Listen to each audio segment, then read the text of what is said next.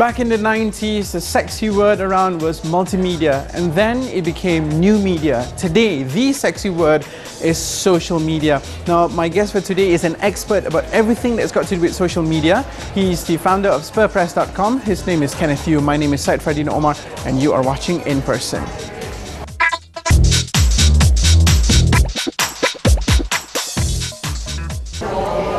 I'm standing behind him and I think he's quite oblivious to the fact that I'm here. He's probably way too busy trying to find his home or perhaps what is the next sexy thing that he can market. But let's try and give him a tap. Kenneth. Hey, hi. Hi. Sorry to be interrupting you. Yeah. You looked really engrossed in what you were trying to do. What were you trying to look for? Well, I feel like such a voyeur actually. Because it's like the binoculars is like so intense that you can even see people and houses. Yeah, and it really... it's insane. It takes you right in there. Yeah. It does. Now, let me jump right in there with you. Yeah.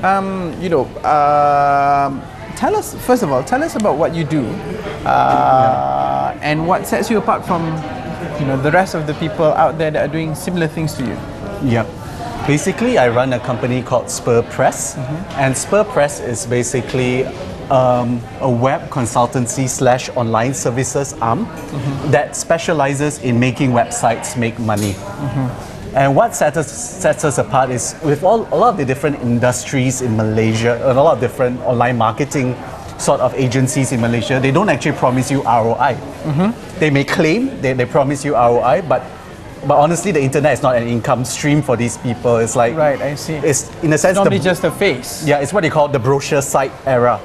But for us, because we've been doing this for years, where we are actually e-commerce specialists from 3 years ago, we actually made a full-time income using social media, using online marketing, and now we're bringing these kinds of specialties to the Malaysian market on how to actually monetize your website, how to make the internet an income stream.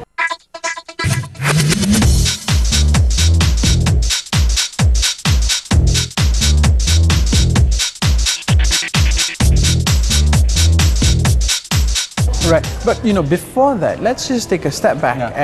And why don't you tell me, why do companies need an online presence in the first place? It's because I think I have this saying that I really like, and it's called think like the fish. And basically, thinking like the fish came from this, he was this master fisherman back in the States about 30 years ago, and he could fish 10 times more than any other person, than any other fisherman that was in the waters. And when people actually interview him, asking how can you fish so much fish when everyone else is struggling, he said most people think like a fisherman. They think of the tools, they think of the strategies, they think of the boating equipment. But none of the fishermen think like a fish. Okay. Because you need to know where the fishes are, you need to know how the fishes behave. And right now, how the fish is behaving is in the online space. People are going online. If you look at the statistics, things like Facebook, I mean, the average person spends half an hour a day on Facebook. That's almost like TV time, and that's a captive audience right there. Or people are going online to shop. People are going online to pay money. There's no coincidence that the #1 site in Malaysia is actually AirAsia. Yeah, in terms of statistics and everything. So in a sense, businesses should go into online marketing because simply that's where all the fishes are. Right, I see. Now you said the differentiation between you and all the other web design companies out there is that you bring ROI into the picture. How?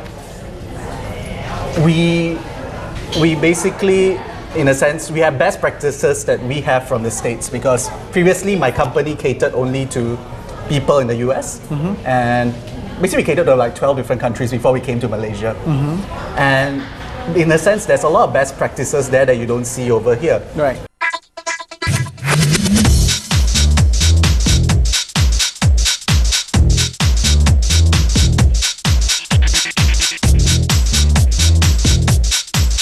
Things like conversion, which is how many visitors that come to your site, how many people will actually buy, or things like usability, where you actually track the behavior of the customer before in a sense they buy. And I guess the thrust of it is basically we are into the psychology of online marketing and not just the technology. Because most people are technology first, which means I have all these cool, different, shiny new objects and I'll use it for the business. Okay. But what we do is we think psychology first. We think buying, ultimately it's all about a buyer's emotion. Correct. And it's to match the technology, the new gadgets, the social media, the software with that buying behavior that somebody is found online. So it is about the monetization. Yeah, being website monetization. Being there online, but at the same time making money whilst being there online. Yeah. So are there any misconceptions about this that you have changed in your career? In terms of website monetization, I guess the number one thing is, again, I think it's psychology.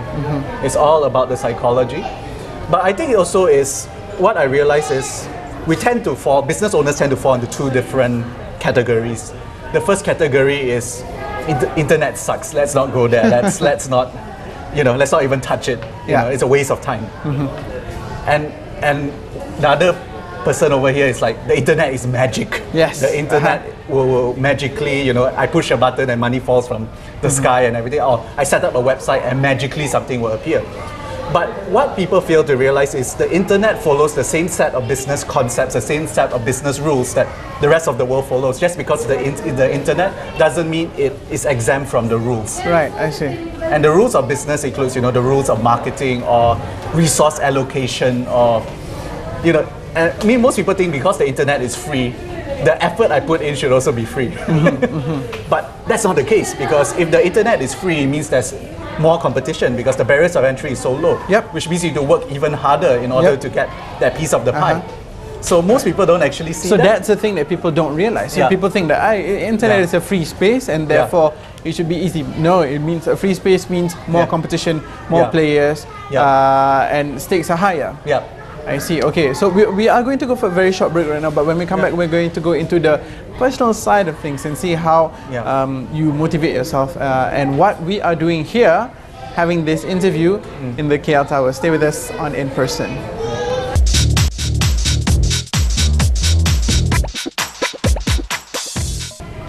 Okay, we're back. We have more questions for Kenneth. Now, Kenneth, here's a fairy tale question, but then knowing you, the go-getter that you are, it might be true. Do you see yourself having your office somewhere in the perhaps top 10 floors of that wonderful building that iconizes Malaysia here? Oh, yes. Definitely, yeah? Yeah. It depends, but again, it's all about ROI, right? So just because it's a nice office doesn't mean it will bring in the money. It might...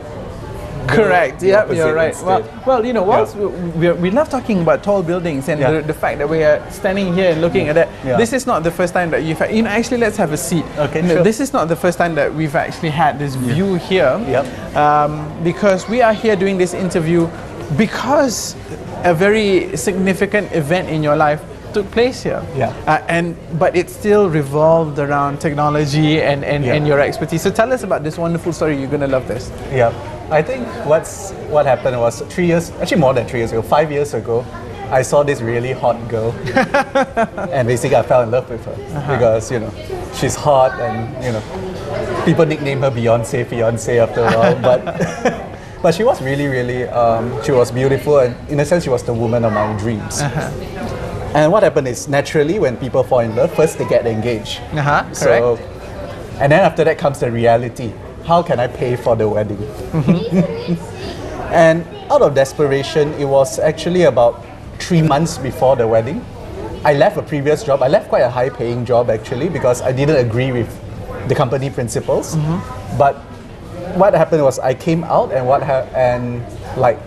I had my wedding here. I mean, in a sense, I was going to have my wedding in the KL Tower on the banquet hall in the upper deck.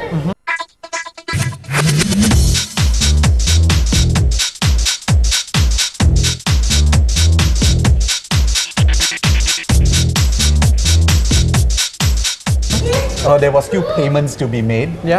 Naturally, yes, weddings are expensive in Malaysia. Okay, at least 50, 60K at minimum. So it was like, okay, how am I going to pay for the wedding? I don't want to wash dishes during my wedding night. So what happened was I discovered Twitter. And basically what happened is Twitter is this really, it's a social, microblogging platform.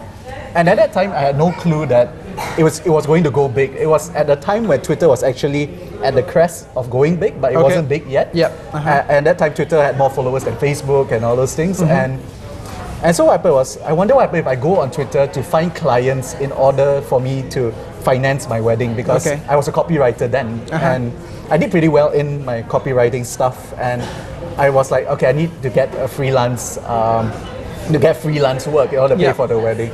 But having said that, it was like I needed 60,000 ringgit worth of freelance work to do that. So which is quite a lot. It's quite a lot. So I went on Twitter, and what I did was, for some reason, I just offered value.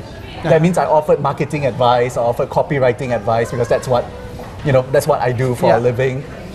And what happened is, what I realized is, when you give, it will come back to you. And there was a whole bunch of different people that actually started connecting with me, and these guys were the multi-millionaires of the I would say the expert space. That means these were the New York Times bestsellers. And, and like internet millionaires. Those are the people who made their first millions online and all those things. They became my friends, and they became my personal circle, because they say, you offer so much value, I want to know you.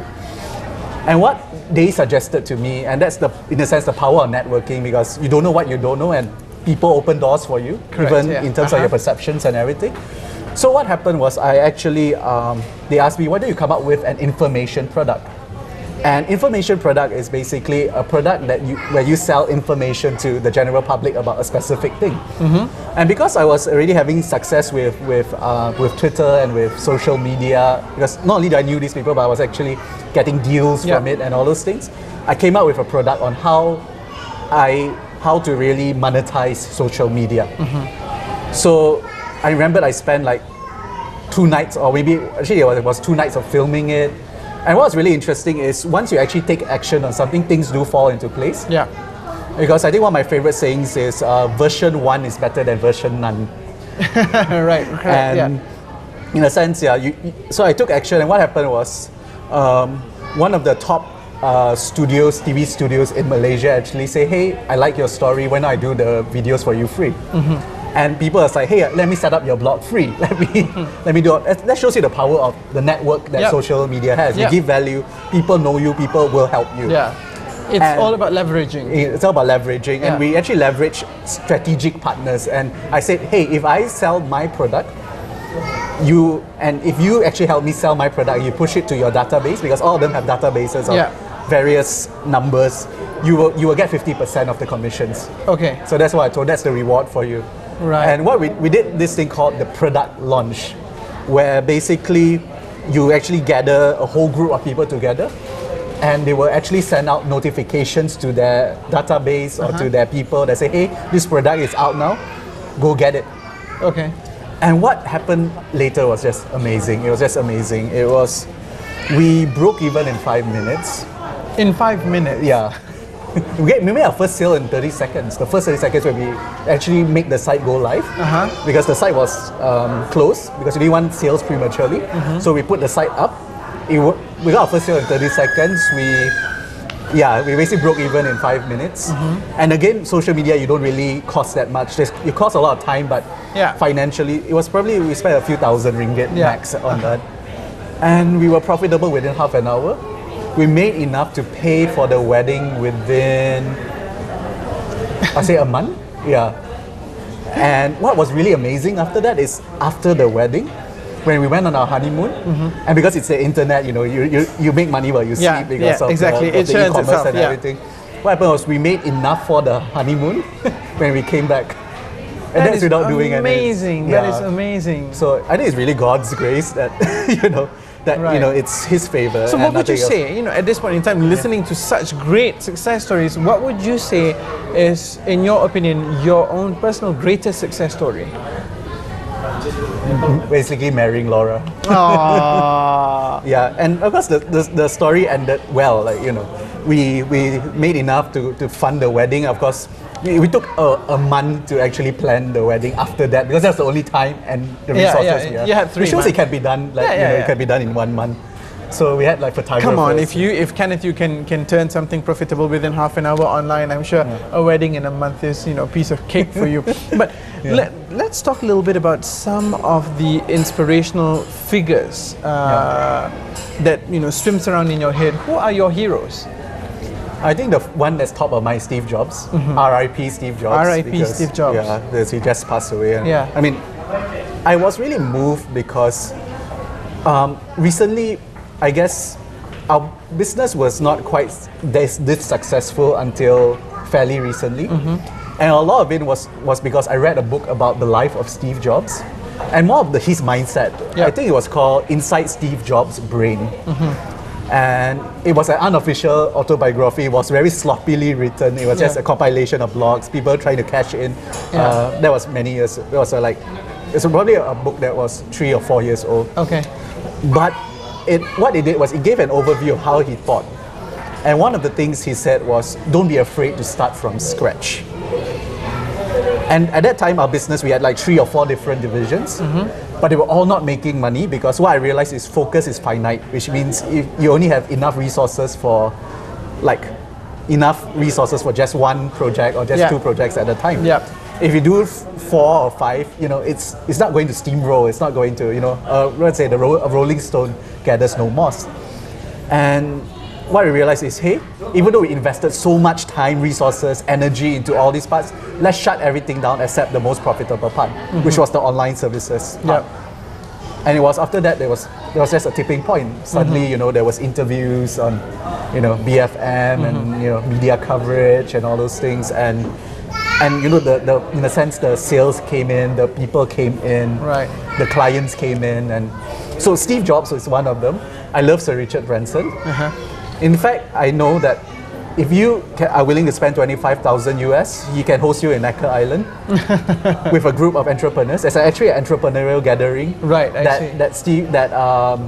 Richard Branson actually hosts. It's called a mastermind, and a mastermind is basically, it sounds like really like superhero villain, right? But it's basically a group of business people gathering together to brainstorm ideas on how to help each other grow their business.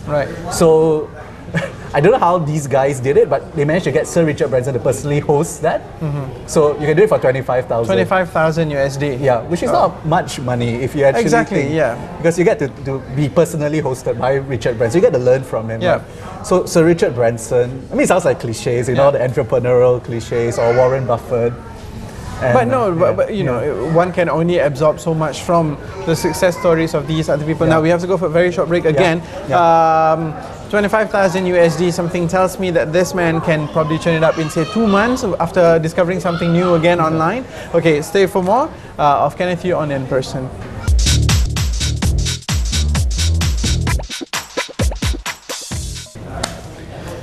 Alrighty, we're in the final segment and I'm talking to Kenneth Yu, the founder of Spur Press. Now, Kenneth, we've been talking about success, we've been talking about all the big stuff that you have achieved. Now, what, in your opinion, are some of the pitfalls of online marketing? I think the first thing is not actually taking action. Because what I realized, and this is a principle for life as well, and that is success is course correction. Where, when you have a plane going up, what people don't realize is the plane is never straight.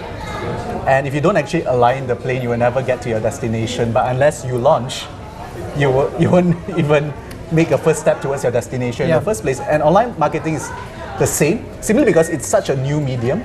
So a lot of best practices haven't been developed yet, which means you go online and what happens is a lot of things are untested. So you need to put in the money testing it, put in the money actually doing the stuff. Because what I don't, in a sense, understand is basically with a lot of business owners, the resources they put into online marketing is so much less than what they put into billboard advertising, newspaper advertising, even though the ROI is so much lower. They think, okay, newspaper, I can put this much of money. Online marketing, maybe like, a 10 of that. But what they realize is a lot of online marketing is testing, because you don't know what works. Even until now, I probably can't tell you what works. I need to actually test it, because different markets have different potential and different target audiences respond differently to the different things. So a lot of people don't actually test. So they say, oh, online marketing doesn't work for me just because one campaign failed. Yeah. But what you don't realize is out of every 10 campaigns, maybe 8 will fail, 2 will really be breakaway successes. But those breakaway successes will not only cover your losses for the 8 different campaigns that failed, but you get so much more. And chances are, because very few people actually cross that hump, you won't even have competitors in that space at all. Right, speaking of competitors, you know, for yourself right now, well, clearly what you're offering is fairly unique, very unique in fact, but who have you identified as your own competitors right now, and what are the key challenges? You know what's really interesting? There's no clear number one in the Malaysian market. So which puts you... Yeah, I can just claim I'm number one, and I am. Okay. I mean, yeah, I don't see any competitors out there, honestly, that do what we do. We created our own space. So having said that, which part of the business itself do you derive most pleasure from? I think meeting people.